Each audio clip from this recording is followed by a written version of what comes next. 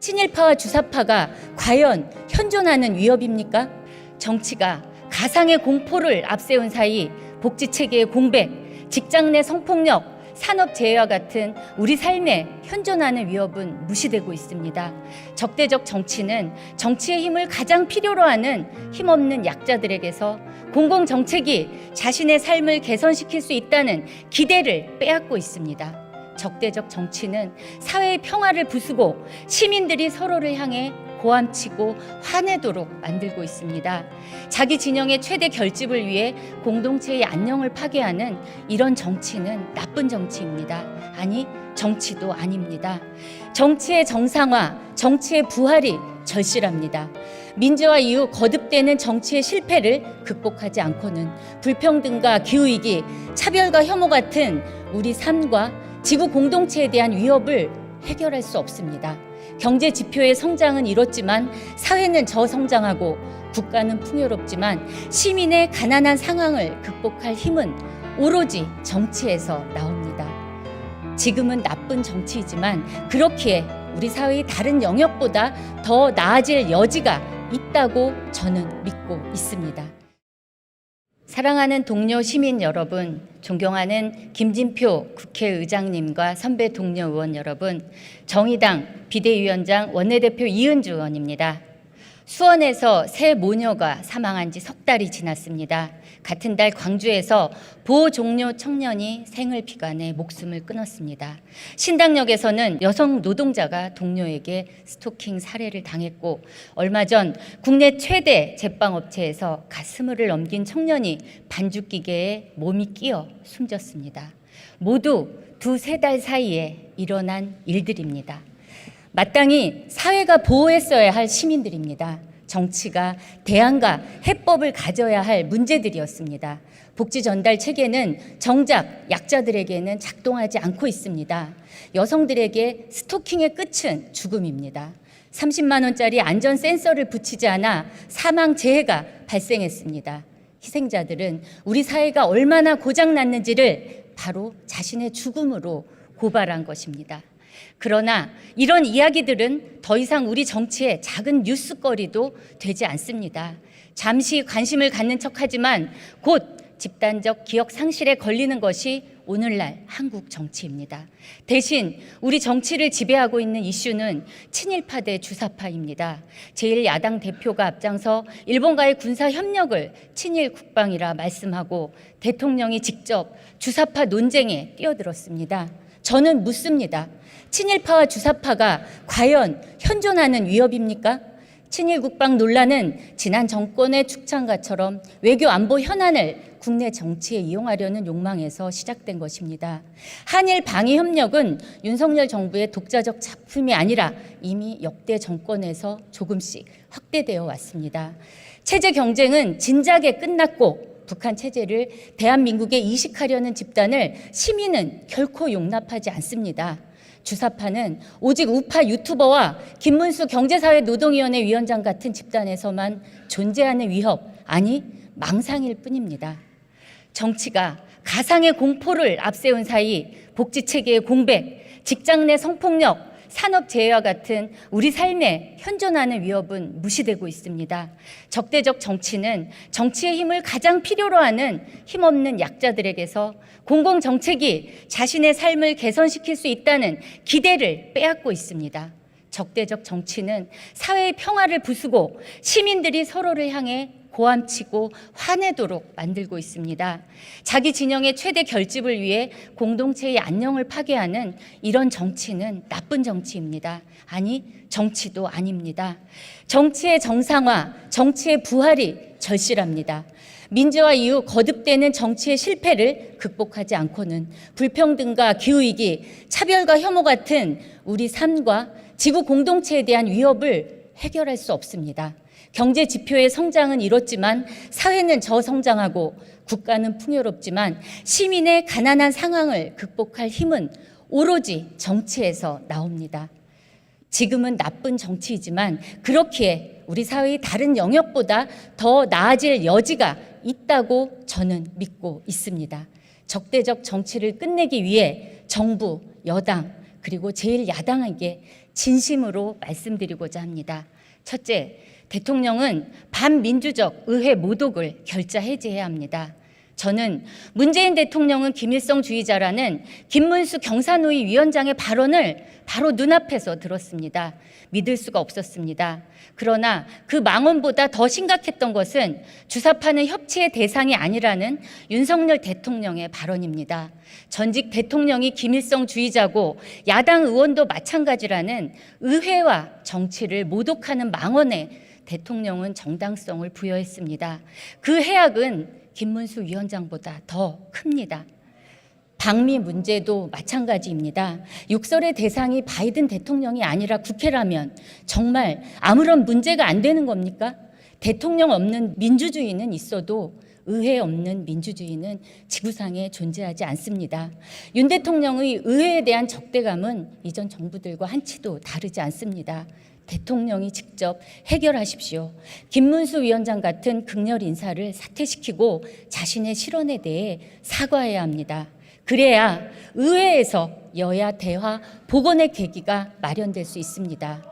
총선까지 아직도 2년이 남았고 이 내전 상태를 끌고 간다면 정부 실패는 예견돼 있다는 것을 명심하십시오. 둘째, 사정기관을 앞세운 통치를 중단해야 합니다. 내 사전에 정치 보복은 없다던 대통령의 공약은 결국 시건이 됐습니다. 검찰은 제1야당 대표를 정조준하고 있으며 감사원은 전임 정부의 강요 전체를 감옥에 보낼 태세입니다. 잘못했다면 처벌할 수 있어야 합니다. 하지만 통치자에게 주어진 그 무서운 권한은 마땅히 절제라는 덕목 속에 행사되어야 합니다. 정치적 반대파에 대한 무자비한 사정은 단 한 번도 통치의 성공을 가져온 바 없습니다. 심지어 자신을 죽이려고 했던 이들마저 용서한 고 김대중 전 대통령이 왜 지금까지 성공한 대통령으로 기억되겠습니까?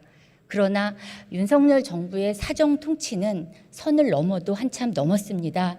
독립적 기관인 감사원은 어느새 대통령실에 문자를 보내고 직보를 하는 기관으로 전락했습니다.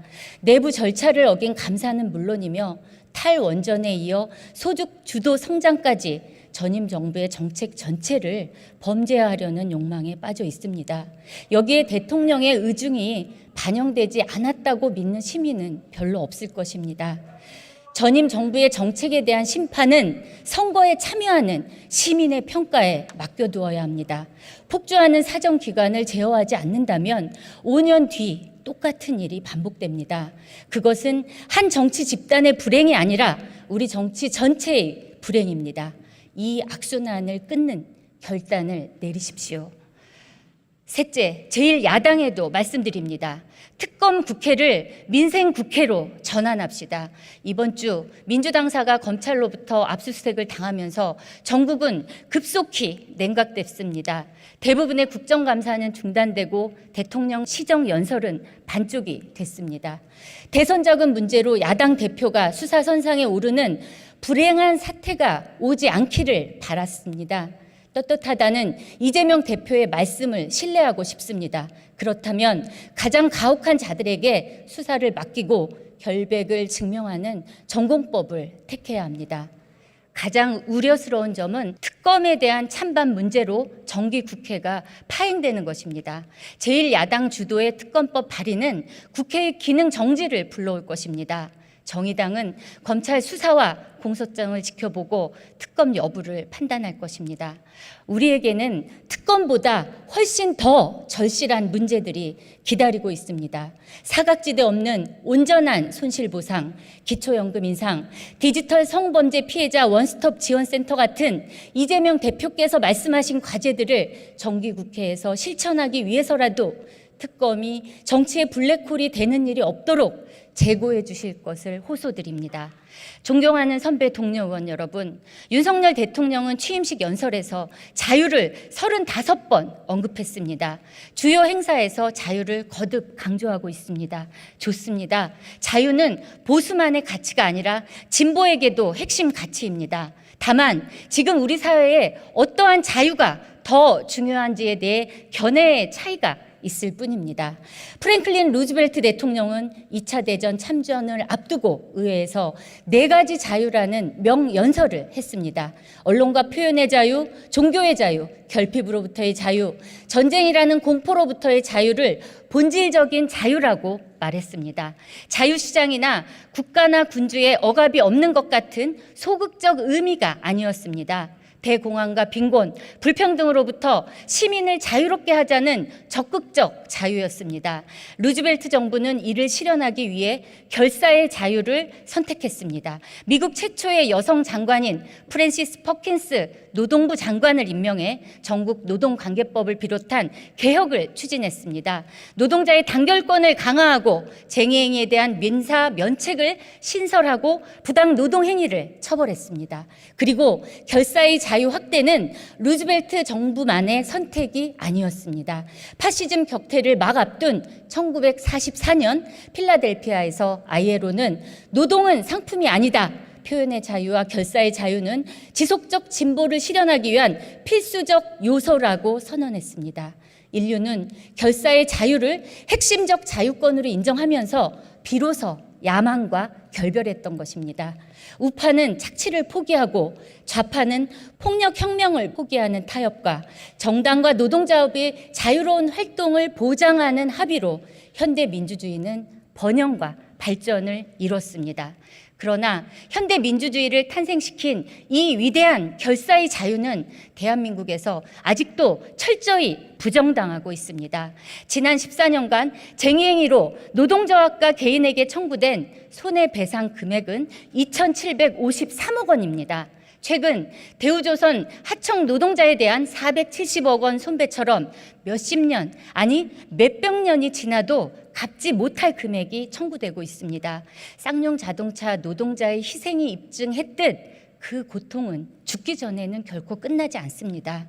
사용자 측의 손배소 취하는 노조 탈퇴, 희망퇴직, 근로자 직위 확인 소송 철회 같은 부당 노동 행위로 이어져 우리 헌법 33조의 노동 3권을 부정하는 거래가 되었습니다. 노란봉투법은 손배 노동자가 불쌍해서 연민하기 위해 만든 법이 결코 아닙니다. 헌법상의 기본권이며 인류가 이룩한 결사의 자유를 보호하기 위한 법입니다. 하지만 벌써부터 대통령 거부권이 이야기되고 있습니다. 분명히 말씀드립니다. 노란봉투법에 대한 거부는 자유에 대한 거부입니다.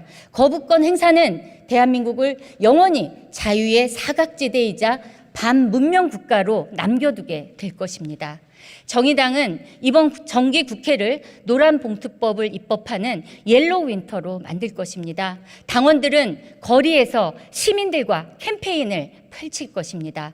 의원단은 국회에서 온 힘을 다해 노란봉투법의 필요성을 동료 의원 여러분과 논쟁하고 토론해 합의점을 만들 것입니다. 이번 정기국회를 결사의 자유라는 우리 헌법의 약속을 실현하는 국회로 함께 만듭시다. 존경하는 선배 동료 의원 여러분, 고금리, 고물가, 고유가와 지정학적 위기가 복합된 위기로 약자의 삶이 위험에 처해 있습니다. 기록적 폭우로 반지하방 주거 약자들이 희생돼 기후위기가 가난한 사람들을 가장 먼저 위협한다는 것을 확인했습니다. 신당역 스토킹 사례처럼 일상이 된 젠더 폭력과 약자와 소수자에 대한 증오와 혐오를 끝내지 않으면 일상의 평화와 사회의 통합은 불가능합니다. 약자를 위한 정기국회가 되어야 합니다. 정의당은 이번 정기국회에서 노동자, 무주택자, 자영업자 권익 강화, 기후위기 대응, 차별폭력, 증오의 정치를 넘기 위한 정치개혁, 사회개혁이라는 3대 과제를 추진하겠습니다. 일하는 시민 기본법으로 플랫폼, 프리랜서, 자영업자 같은 모든 일하는 시민의 기본권과 단결권을 보장하겠습니다. SPC그룹 허영인 회장에 대한 국회 청문회를 선사시켜 청년 노동자의 죽음에 대한 사과와 방지책을 받아내겠습니다. CEO 처벌 조항 삭제 등으로 윤석열 정부가 사실상 중대재해법을 폐지하려는 시도를 단호히 막겠습니다. 반지하 비극을 막기 위해 주거복지를 강화하는 주거기본법과 주거급여법을 개정하고 다중채무자와 같은 금융약자를 위한 정책 금융을 확대하며 개인회생 파산 제도는 정비하겠습니다. 쌀 생산에 들어가는 주요 농자재 비용과 인건비가 천정부지로 올라 농사를 열심히 지으면 지을수록 손해가 커지고 있습니다. 자동시장 격리를 의무화하고 시장 격리 시 역공매를 금지하는 방향으로 양곡관리법을 개정하고 농민의 노동이 합당한 대우를 받을 수 있도록 해야 합니다. 정부의 온실가스 감축 인지 예산과 일자리 전환 사업을 철저히 점검하고 기후위기 대응을 위한 정의로운 일자리 전환 기본법을 추진하겠습니다. 정의로운 전환의 비용을 마련할 탄소세를 도입하고 배달라이더 전기 이륜차 지원 강화 등 일상에서 탄소 배출을 줄이기 위한 정책도 빼놓지 않을 것입니다. 피해자 신변 보호 등 스토킹 처벌법을 개정하겠습니다. 저항이 불가능한 폭행이나 협박이 있어야만 강간이라는 최협의설에 갇혀 성폭력 피해자를 보호하지 못하고 있는 형법의 강간죄를 개정하고 비동의 강간죄를 도입하겠습니다. 차별금지법으로 사회 곳곳에서 벌어지는 차별과 혐오를 막고 모든 시민이 존엄한 사회를 만들겠습니다. 윤석열 정부의 2023년 예산은 건전 예산이 아닙니다. 공공축소, 민자 퍼주기 예산입니다. 재정 건전성에 대한 우려보다 재정의 역할을 축소하고 시장으로 기능을 이전하려는 불건전한 의도가 다분합니다. 또한 이번 예산은 부자 감세, 민생 삭감 예산입니다. 법인세 인하, 가업 상속 공제 기준 완화로 부의 대물림을 안정적으로 보장했습니다. 부자 감세안을 밀어붙인다면 그 결과는 최근 영국과 같은 파국이 될 것입니다. 부자 감세는 지방 교부세 교부액을 감소시켜 지방 재정 또한 어려움을 겪게 될 것입니다. 약자 복지를 강조했지만 사회 안전망 구축과 사회적 약자 보호에 각각 31조 6천억과 26조 6천억을 편성해 전년보다 4조 2천억, 3조 4천억만 증액됐습니다. 사실상 자연 증액분 수준으로 생색이나 다름없습니다. 기후인지 예산은 10조 원 정도로 유엔이 제시한 기후예산 GDP 2% 40조 원의 4분의 1 수준이며 대한민국을 영원히 기후 악당 국가로 남게 할 것입니다. 정부의 예산안을 결코 이대로 통과시킬 수 없다는 것이 정의당의 입장입니다. 향후 예산 심의 과정에서 문제점을 철저히 따져 묻고 약자를 위한 공공의 기능을 복원하고 기후위기 극복을 위한 예산을 회복시킬 것을 약속드립니다. 사랑하는 동료 시민 여러분, 정의당은 내일 7기 대표단 선출을 완료하고 5개월간의 비상대책위원회도 막을 내립니다. 저도 이제 원내대표로 돌아갑니다. 그간 정의당 10년 평가위원회를 통해 당의 노선과 조직, 재정, 총선 전략을 진단했습니다.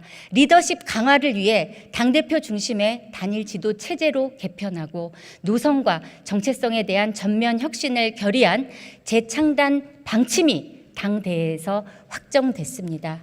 일하는 사람들과 약자들의 삶 속에서 정의당의 새로운 노선을 찾기 위해 노력했습니다. 발달장애인 가족의 참세를 끝내기 위한 활동 지원 서비스와 다양한 지원 체계를 약속드렸습니다. 배달 라이더 노동자들의 안전 배달과 노동권 보장을 위한 TF를 함께 구성해 논의를 이어오고 있습니다. 대우조선 하청 노동자들의 투쟁에 함께한 과정은 정의당의 존재 이유와 가능성을 확인한 과정이었습니다. 국정감사가 진행되고 다른 정치 이슈들로 인해 이번 정의당의 당직 선거는 크게 부각되지는 못했습니다. 하지만 동일 노동, 동일 임금을 위한 임금체계 논쟁을 비롯해서 양대 정당에서도 해보지 못한 당내 토론이 치열하게 펼쳐졌습니다.